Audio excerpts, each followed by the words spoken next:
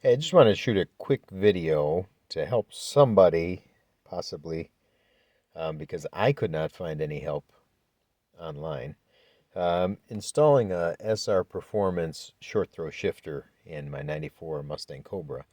And, it's one of those things that it's easy until it isn't. And everyone talks about how easy it is to remove these four bolts. Sorry, I'm going to move the light here. But there's four bolts holding this shift boot cover in. That's down at the bottom. See, that was really easy.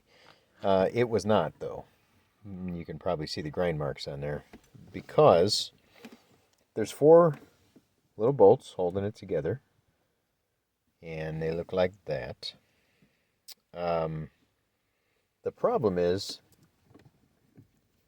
they're in these little extruded U-nuts, and as soon as I put the wrench on there, it broke. Not just one, but three out of the four. So one stayed intact, the other three broke. So that was not fun.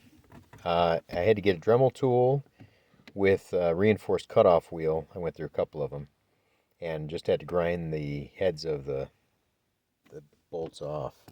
But I went out my local DIY store and was able to find new ones, and I found new extruded U-nuts. And actually, they didn't have to be, but I found metric, same size and everything, exactly what I needed. So 6 millimeter extruded U-nuts.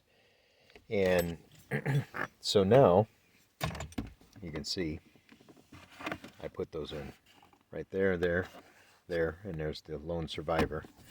And there's my new SR Performance short throw shifter. So I'm pretty happy with it. The other thing I wanted to pass along is the instructions are a little rudimentary. If you've never done one before, it's not terribly difficult, but it does take a little fine tuning to get it exactly where you need it. These are the stops for third and fourth gear that you want to just adjust. And then these are the springs that adjust it for coming back to center.